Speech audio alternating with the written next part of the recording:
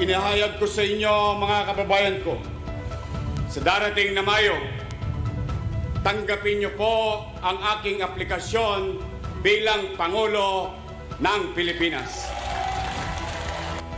When I say anybody, dilaw, pula. Ano naman ang kulay mo? Baliwala yun sa akin dahil moreno naman ang kulay ng Pilipino.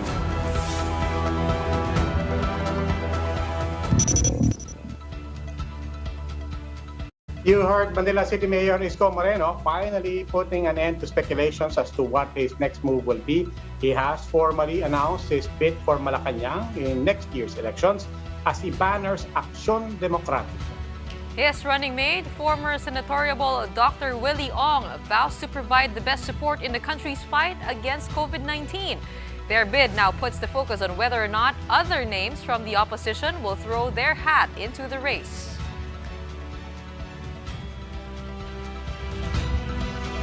Good evening, I'm Gretchen Ho.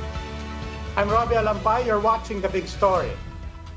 There's no backing out now for Moreno and Ong as they officially declared their intention to run for the country's top two posts. But with the Manila mayor eyeing the presidency, does this mean that he is now the front man for the opposition, or will other names figure in the race? Mobile journalist Julie Baiza has the big story.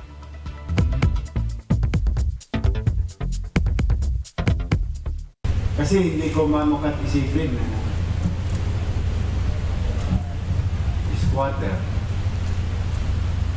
basurero, fight car boy, pwedeng tumakbong presidente. And that's exactly what he is up to. Appearing before supporters of Aksyon Demokratiko at Baseco compound, Manila Mayor Isko Moreno officially announces his presidential bid for 2022. His agenda revolves around providing basic needs from housing, education to healthcare. He vows that instead of red tape, the poor will be given a red carpet treatment. But what drove Moreno to throw his hat into the ring?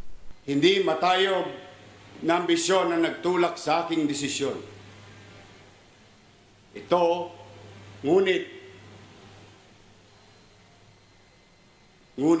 at dahil sa kalunos-lunos na kondisyon ng ating bayan. Moreno also takes a swipe at government's pandemic response, but admits to wanting to pick up from where Duterte's build left off. 557 days na po tayong nasa quarantine. But instead of flattening the curve, we have flattened our economy. Pero ang pondong panlaban sa COVID binuro. Ang budget inimbalsamo. In order to support the fight against the health crisis, Moreno says that's where Dr. Willie Ong comes in. As medical professional, Isko's running mate vows to provide the best vaccines for Filipinos as well as free dialysis and heart operations. However, the doctor admits that he initially had no plans to run for office. Okay lang sa akin matalo basta manalo siya. But Moreno is urging Filipinos to support both him and Ong.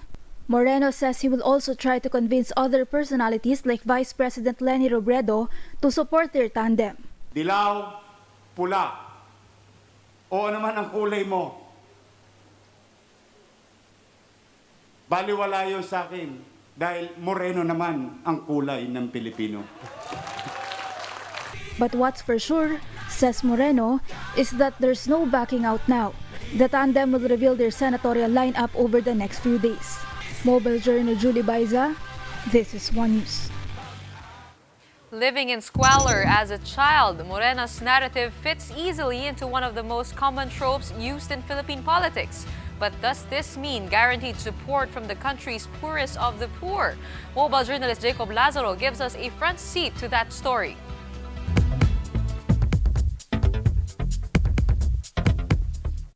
The rags to riches trope is one of the more compelling but sometimes overused narratives in politics. But for the supporters of Isko Moreno's presidential bid, it means hope.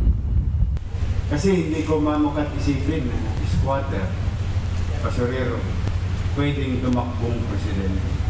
This may be the reason why Moreno chose to launch his presidential bid here in the Baseco compound in Tondo, a vote-rich bastion of the urban poor.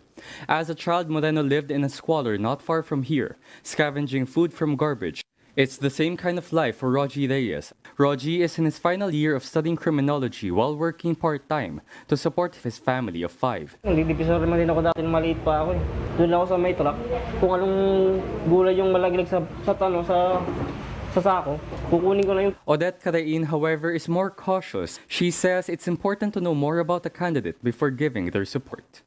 Bago na lang magusga muna, tignan mo muna natin yung panunungkulan ng isang tao. Carain can't say anything bad about the presidential aspirant, as she's been a beneficiary of Moreno's housing project.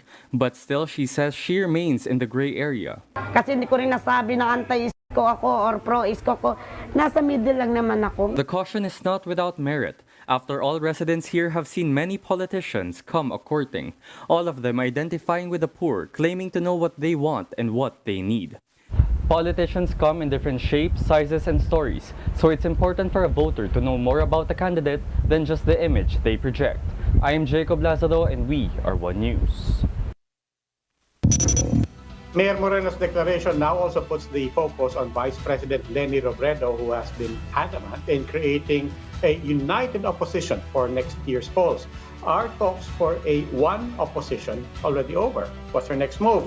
Let's find out from the spokesman of the Office of the Vice President, Attorney Barry Gutierrez. Mr. Gutierrez, welcome to the big story. Hi, Robbie. Good to be here. Mr. Gutierrez, I'll back up a bit because from the very start of this news program, we had been framing Mr. Moreno and his actions today. We're asking, what does this mean for the opposition? Can he be the opposition's bet? But I'll back up a bit, Mr. Gutierrez. Is Isko Moreno opposition? Well, he hasn't really been, at least if you go by the track record of all our politicians over the last 5.5 years. But that doesn't mean to say that, at this point in time, he cannot take on a more, let's say, active stance in calling out the shortcomings of this administration. And apparently, in his announcement, he already started doing precisely that. But whether that is something that will really translate into a desire to implement policies that will be a vast improvement from what we have now, whether that will translate into a true push for accountability on the part of so many of the things that this administration has been responsible for, is something that remains to be seen. Okay, so let's get to the Vice President. How does the announcement today of Isko Moreno affect the plans and whatever Vice President Leni Robredo may want to announce herself?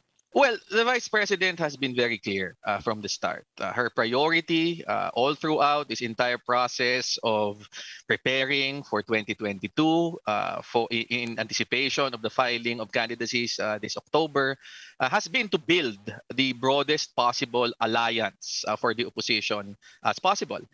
She has made no secret of the fact that she has talked to Mayor Moreno, she has talked to Senator Pacquiao, she has talked to a number of political leaders. And despite this announcement, you have the Mayor Moreno announcement more recently. You had Senator Pacquiao announcing several days ago. She remains convinced that talks can still proceed, that until the actual filing rolls around and people actually file their certificates of candidacy, there is room for conversations and there is a room to explore a possible alliance or a possible coming together for 2022. So that remains her position. She is not in a hurry. She thinks that the priority still has to be forging that broad unity. But as she has said, if it is clear that she will be the choice of the opposition, she is ready to actually take on that challenge. Yes, but as far as being the choice of the opposition, certainly, as you pointed out, the options are still there to lead the opposition. But as every day passes that other people are proclaiming and she is not, and she is still discerning, are her options for being the candidate of the opposition also becoming limited? We don't look at it that way because at the end of the day, the decision will come when people vote. This is in October. We're only looking at the filing of certificates of candidacy. After that, there will still be months before the official campaign starts. So, true enough, people are already starting to move. True enough, the various machinery supporting various candidates are already in gear. But in our perspective, another 2 weeks will not make a difference. And as far as the Vice President is concerned, the effort, the honest to goodness effort to actually try and reach out and form the broadest alliance possible is more important than any short-term advantage that can be gained by declaring 2 weeks early. So she will take her time. She will look at this seriously. But as I said, and as she has said repeatedly, if the time comes and she's the one chosen, then she's ready to take on that challenge.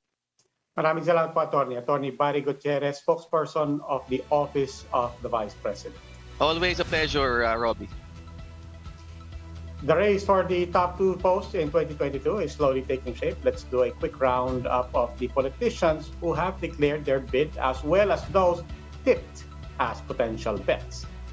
Senator Locsin and Senate President Tito Soto kicked off the election fever on September 8 after announcing that they are gunning for the presidency and vice presidency. They were followed by Senator Manny Pacquiao on September 19. The boxer turned lawmaker accepted the nomination of the Pimentel faction of the PDP Laban to run for chief executive. And just today, Manila Mayor Isko Moreno and Dr. Willie O also entered the race. Isko Moreno leads Aksyon Demokratiko. Eyes are now on 4 remaining names for the Cusi camp of PDP Laban. Senator Bongo has yet to accept his endorsement to run for president. His potential VP, President Duterte, already gave his nomination a nod. Duterte's daughter, Davao City Mayor Sara Duterte, who leads early opinion polls, has already declared that she will gun for a 3rd term in her hometown, Davao. Partido Federalismo, meanwhile, also endorsed former Senator Bongbong Marcos for president. And Vice President Leni Robredo, as we discussed, has yet to make her plans known, although she has repeatedly voiced willingness should a united opposition egg her on to run. These are the other big stories tonight. In his final speech before the United Nations, President Duterte blasted rich countries for hoarding COVID vaccines. He also said that the government will hold wrongdoers into account in his administration's war on drugs. Autopsy shows that artist Bree Johnson died of asphyxia. Police are also still not discounting the possibility of foul play. His companion, Julian Ongpin, has been put on immigration watch list. And the 800-calorie diet seems to be working. Actress Angel Locsin flaunted a slimmer figure in her latest Instagram post as she tells followers to love every inch of you. These big stories after the break.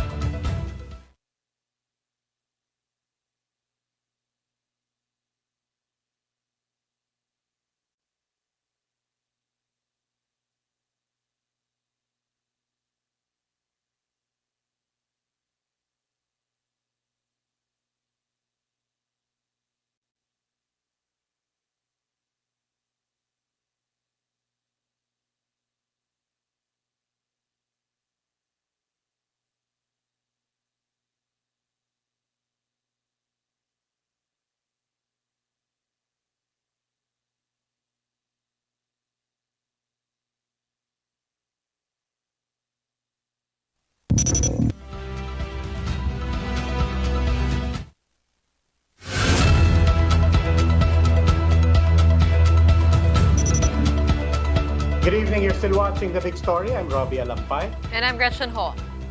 In his final address before the United Nations, President Duterte criticized Western nations for allegedly hoarding vaccines.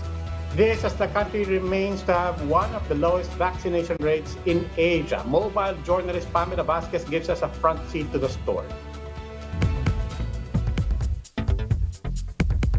President Rodrigo Duterte blasted the unequal distribution of vaccines. In his final address before the United Nations General Assembly, he criticized rich nations already distributing booster shots while poor countries scramble to fully vaccinate their population. This is shocking beyond belief and must be condemned for what it is. A selfish act that can neither be justified rationally or morally. The Philippines still has one of Asia's lowest vaccination rates, with just 17% of the population fully inoculated. The president's remarks come just after his daughter Mayor Sara Duterte Carpio formally asked the IATF to consider buying more Western vaccines. Duterte Carpio said there was low acceptability of China-made vaccines in Davao City, which has hampered their rollout. She said when Pfizer or Moderna were offered, it often drew more people to the vaccination sites. But Malacanang says its hands are tied. We ordered 40 million pero nakikita nyo naman they come in trickles. No? Ang dumarating pa, mga COVAX supplied, no? Yung mga donated. Pero yung mga binibili natin, talagang they've been coming in trickles. Secretary Roque is not entirely correct. Not all donations have come from COVAX. Just this week, more than 2.5 million Pfizer doses donated by the US arrived in the Philippines. And the expectation is by next month, 80% of adults in Metro Manila will be fully protected. By December 89.77 or 90% of Metro Manilans will be fully protected. Still, officials from the WHO reiterated that booster shots are unnecessary and said wealthier nations should just donate their excess supplies. I'm Pamela Vasquez and we are One News. In the same speech,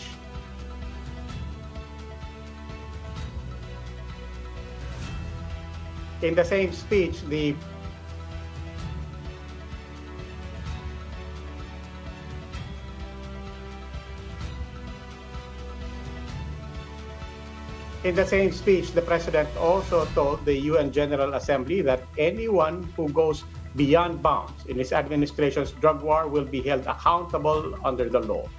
Duterte said he has instructed the Justice Department and the PNP to review the conduct of the campaign against illegal drugs, but for the Human Rights Watch, the president is only misleading the organization into thinking that the Philippine government is looking into the killings. The Duterte administration has repeatedly rejected the International Criminal Court's probe into alleged crimes against humanity during the drug war. My government has a mandate and obligation to my people. We will deal with all criminals, including terrorists, with the full force of our laws. Those found to have acted beyond bounds during operations shall be made accountable before our laws.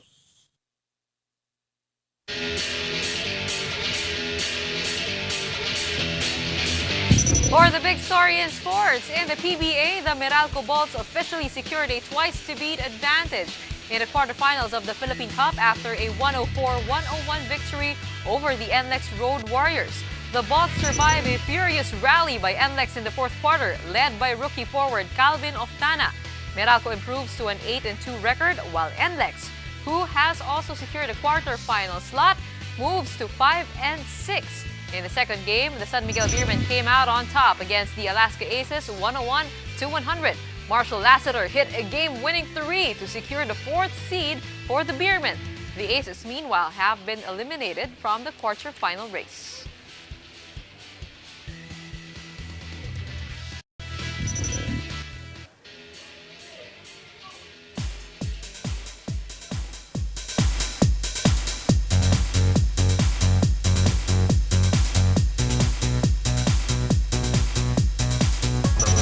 Who wants to be a billionaire? But what if it would cost you your life? 456 participants are up to the challenge in the Squid Game. They have to survive the children's games with deadly twists in order to win a cash prize of 45.6 billion won or about 2 billion pesos. Director Wang Dong-hyuk said the project has been on the drawing board for a decade but only received funding last year. Now times have changed where people have told me that this story is quite reflective of what's actually happening in the world. Cast members include Jung Jae of The Housemaid, Park Hae-soo of Prison Playbook, and Gong Yoo of Train to Busan. Filipino teacher Christian Lagahit is also part of the cast. Hello, Philippines! Squid Game is now one of the top trending series on Netflix. For News 5, MJ Marfori, we are One News. Time for another quick break. When we return, more details coming to light over the death of artist Bree Johnson. Autopsy reports show she tested positive for cocaine and died of asphyxia. And love every inch of you. This was the body positive message of Angel Locsin as she showed off her now slimmer figure. The details after the break.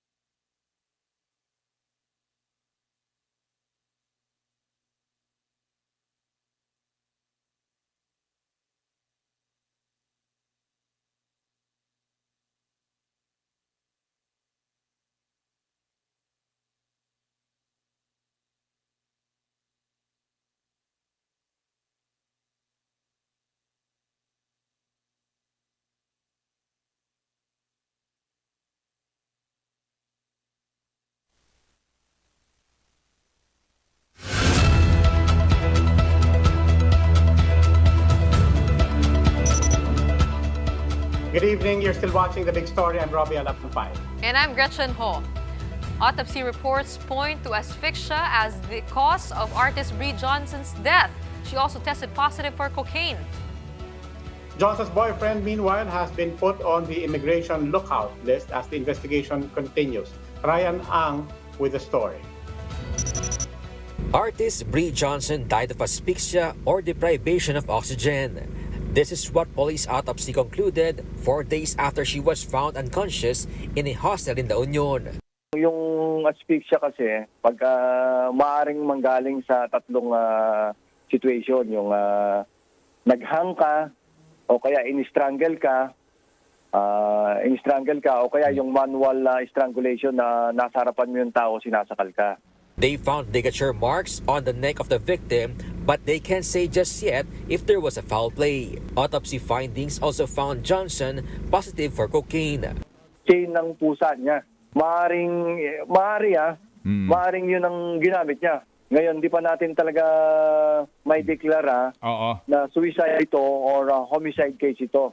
Johnson was last seen with her boyfriend Julian Ongpin, son of billionaire businessman Roberto Ongpin. He was arrested due to possession and use of cocaine. Wounds on his left arm are evident on his mugshot, although authorities note no sign of struggle among the two.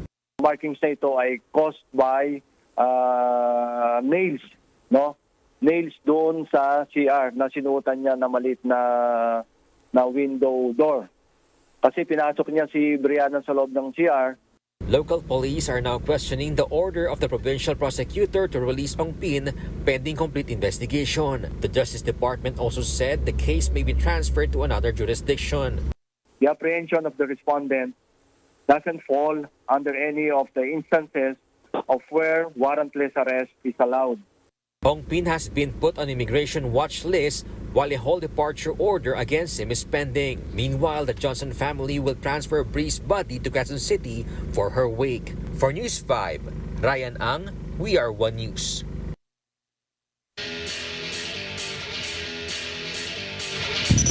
Another big story in sports. The Games and Amusement Board has summoned teacher Daniel de Guzman for purported involvement in alleged game fixing. The summon came after viral screenshots showed a person losing big on wagers. The person placed bets on a game between San Miguel and Barangay Ginebra last September 10. De Guzman allegedly gave the wrong tip to the person. Both GAB and the PBA are conducting separate investigations.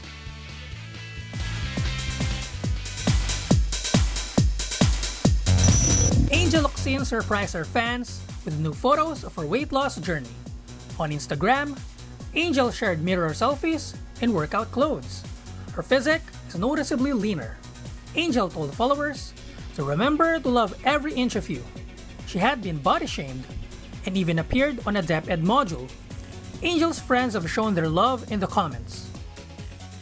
Her husband Neil Arce even chimed in and joked that he is on his way. In June, Angel announced that she had started an 800-calorie diet upon the advice of a nutritionist. Her fitness journey has been a rough one. Angel sustained a spine injury in 2015, forcing her to avoid certain physical activities in the succeeding years. Nick Garcia, We Are One News. Meanwhile, American TV personality Nicole Richie just turned 40 and her celebration got lit, literally. In an Instagram video, Nicole can be seen blowing her cake candles when the unexpected happens. Watch this. Yes!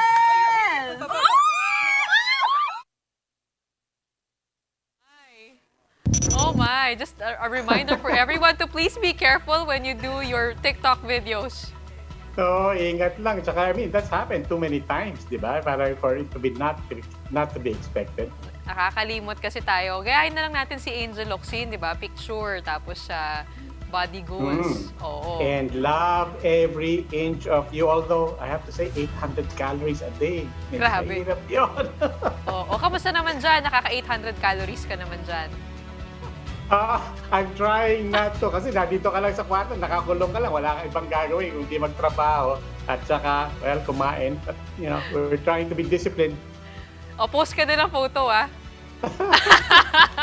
Well, that wraps up today's big story. Catch us again tomorrow at 8 p.m. on Signal Channels 8 and 250. Please like our Facebook page, One News. For more in-depth analysis, visit our webpage, onenews.ph. Mask on. Wash hands. And stay safe, Philippines. Ako po si Robbie Alampay. At ako naman si Gretchen Ho. We are One News. Have a good evening.